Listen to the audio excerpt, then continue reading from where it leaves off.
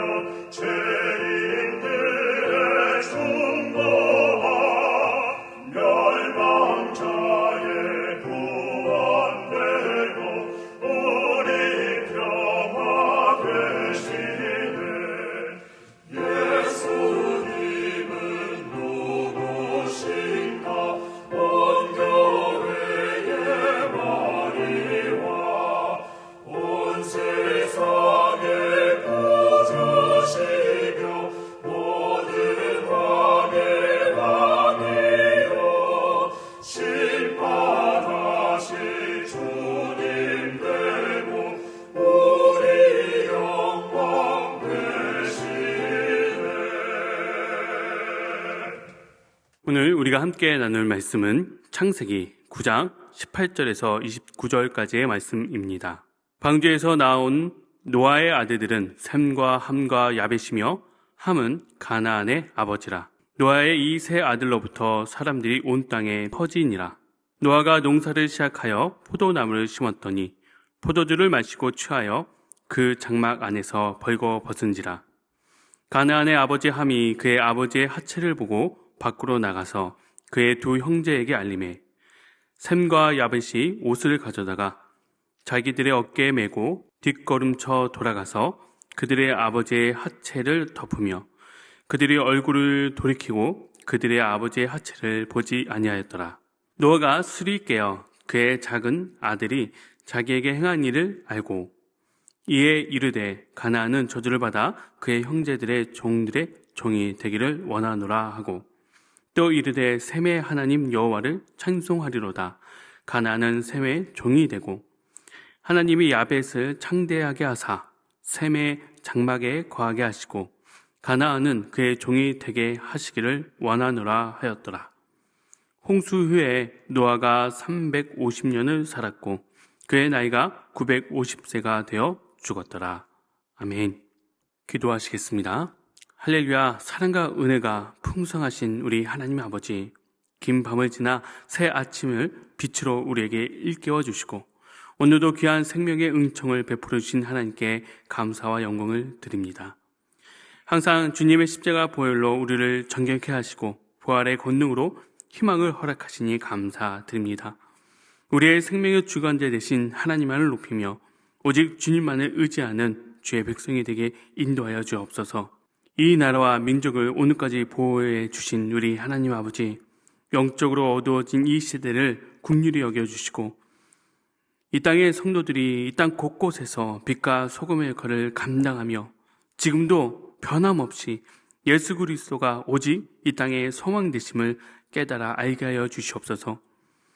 오늘 우리가 함께 창세기 9장 말씀을 묵상하고자 합니다. 우리의 삶 속에서 하나님의 임재를 경험하고 우리의 삶 끝까지 주님의 은혜 가운데 머무는 삶이 되게 인도하여 주옵소서. 우리가 궁핍하고 힘들고 도움이 절실할 때뿐만 아니라 우리가 풍족하고 기쁘고 평안할 때도 오직 하나님 앞에 바르게 설 수 있는 우리의 믿음이 되게 인도하여 주옵시고 그러한 삶으로 주님께서 부르시고 역사하여 주시옵소서. 예수 그리스도의 이름으로 기도드리옵나이다. 아멘.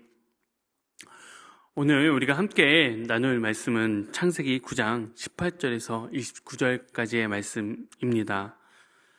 노아의 홍수 사건 이후 하나님께서는 노아로부터 다시 인류의 역사를 써 내려가기 시작하셨습니다. 어제까지만 해도 우리가 말씀을 같이 묵상하면서 노아는 무지개를 볼 때마다 하나님의 언약을 기억하며 새로운 출발, 새로운 창조 이야기를 써 내려가야만 했습니다. 그런데 세월이 흐른 지금 노아는 부끄러운 결말을 맞이하며 그의 생을 마감하는 듯한 말씀으로 끝이 나는 상황이 되고 말았습니다. 오늘 본문 말씀은 우리로 하여금 여러 가지 생각과 물음 그리고 답을 주는 그런 말씀이죠. 홍수 이후 노아는 땅에 정착하여서 농사 일을 시작했고 포도나무를 심었다고 하죠. 그리고 그 소산물인 포도주를 마시고 만취하여 자기의 장막 안에서 벌거벗은 채 잠드는 실수를 저지르고 맙니다. 여기서 우리가 주목해야 하는 것은 단순히 노아가 술을 마신 것이 아니라 취하여서 장막 안에서 벗은 채로 있었다는 것이죠. 이는 당시 문화에서 매우 수치스러운 일이었습니다. 특히 가족의 지도자나 하나님의 언약을 받은 사람으로서 노아의 권위와 존엄성이 손상되는 그런 장면이라 할 수 있죠. 22절에 가나안의 아버지 함이 그의 아버지의 하체를 보고 밖으로 나가서 그의 두 형제에게 알림해라고 되어 있습니다. 함의 문제는 단순히 본 것이 아닙니다. 그는 아버지의 수치를 보고도 덮어주지 않았습니다. 오히려 바깥으로 나가 그의 형제에게 알렸죠. 이는 아버지의 수치를 퍼뜨린 꼴이 되고 말았습니다. 아버지에 대한 존경심과 효도하는 마음이 없었던 것으로 보여질 수밖에 없죠. 그러나 셈과 야벳은 달랐습니다. 셈과 야벳이 옷을 가져다가 자기들의 어깨에 메고 뒷걸음들 쳐 들어가서 그들의 아버지의 하체를 덮었으며 그들의 얼굴을 돌이키고 그들의 아버지의 하체를 보지 아니하였더라. 이들의 행동에서 우리는 아버지를 향한 존경심을 느낄 수가 있으며 수치를 덮어주었고 신중하고 아주 정성스러운 태도를 볼 수 있는 것이죠. 노아가 깨어나 이 사실을 알았을 때 가나안을 저주하며 종들의 종이 될 것이다 라고 선언하게 되죠. 셈을 축복하며 셈의 하나님 여호와를 찬양하고 야벳을 축복하며 그가 창대하여서 셈의 장막에 거하게 될 것이다 라고 이야기합니다. 그러면서 가나안, 즉 함의 아들들을 저주하는 그런 모습을 볼 수 있는 것이죠. 이 저주와 축복은 단순한 감정적인 반응을 넘어선 것입니다. 셈의 후손을 통해 메시아 대신 예수님께서 오시죠. 야벳의 후손이 복음으로 구원받는 역사를 이루어지게 되는 것입니다. 많은 신학자들과 설교자들은 의인 노아가 왜 이렇게 무너졌는지에 대해 깊이 묵상하고자 합니다. 우리는 몇 가지 가능성을 생각해 볼 수 있습니다.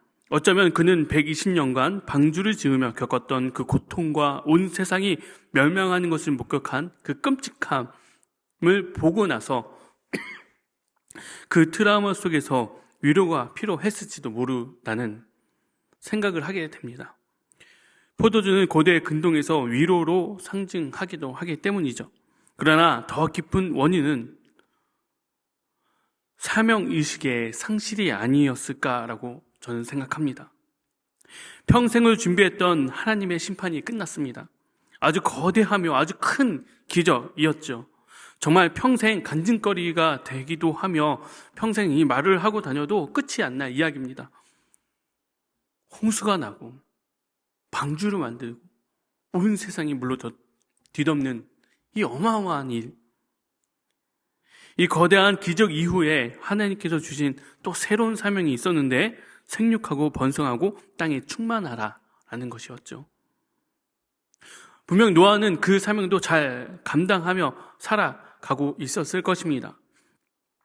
포도주의 소산을 보면 알 수 있듯이 홍수가 났던 그 땅에 이제 농사를 지을 수 있고 열매를 맺을 수가 있고 심지어 포도주를 만들 수 있었다. 이는 최소 몇 년간의 시간이 흘렀다라는 것을 우리가 알 수 있죠. 그리고 본문 말씀에서 이 노아의 후손 자손들, 아들들에 대한 이야기를 하고 있지만 그들의 후손들까지 이야기한 것을 보면 그 자식 농사도 어느 정도 잘 진행되고 있었다라는 것을 볼 수 있는 것이죠. 노아는 지금 모든 사명을 잘 감당한 평온한 상태인 것입니다. 그런데 그 평온함 속에 노아의 실수가 벌어지고 만 것이죠. 근데 이런 패턴은 성경에서 반복적으로 나타나고 있습니다. 다윗도 마찬가지죠. 사무엘하 11장 말씀을 보면 왕들이 출전할 때가 되매 다윗은 예루살렘에 그대로 있더라. 저녁 때에 다윗이 그의 침상에서 일어나 왕궁 옥상에 거닐다가 나가는 모든 전쟁마다 승리를 쟁취하여서 이제 더 이상 다윗은 전쟁 선봉대에 나가 있지 않습니다. 노아도 이제 더 이상 전쟁의 선봉에 직접 나가서 지휘할 필요가 없는 승승장구하는 평온한 나날들에 보내고 있었던 것처럼 다윗도 마찬가지죠. 그리고 그 다윗이 옥상에 올라가 태평성대의 나라를 보고 흐뭇해하면서 그때 그의 눈에 제약이 꼽히고 있었죠.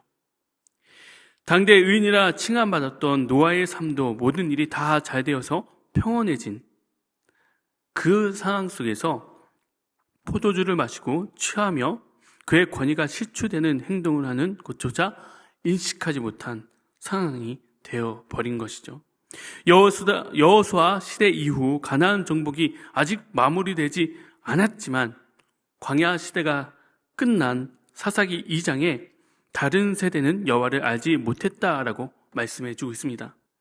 가장 부와 명예를 이룬 솔로몬 역시 그의 평온함 속에서 솔로몬이 늙어 이제 세월이 흘러간 그 시기가 되자 다른 신들을 섬기는 그의 여인들을 막지 못했습니다.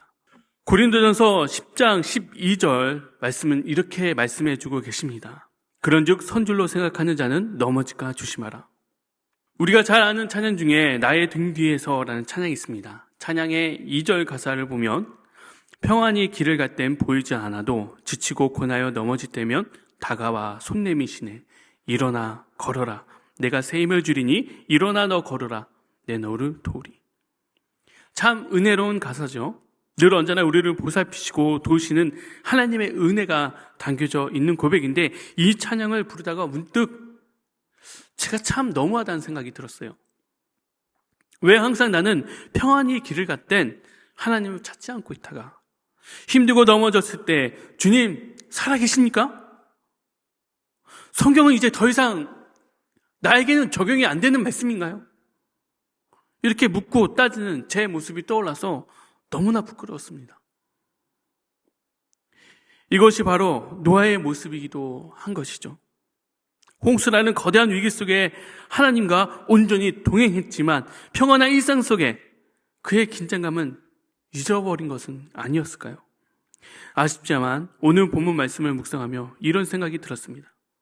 아주 큰 임팩트가 강한 이 기적을 경험했던 노아의 삶에 이제 태평생대를 이루며 삶의 후반기를 이어가고 있는 노아에게 지루하게 보이며 하찮게 보일 만큼의 삶의 일상 속에서 어쩌면 다람쥐 쳇바퀴 돌듯 반복되는 그 일상 속에서 노아는 그 사명을 잊어버린 채 그 안에서 역사하시는 하나님의 은혜를 까먹고 그저 포도주나 마시는 삶을 살아가고 있는 것은 아니었나 라는 생각을 하게 됩니다.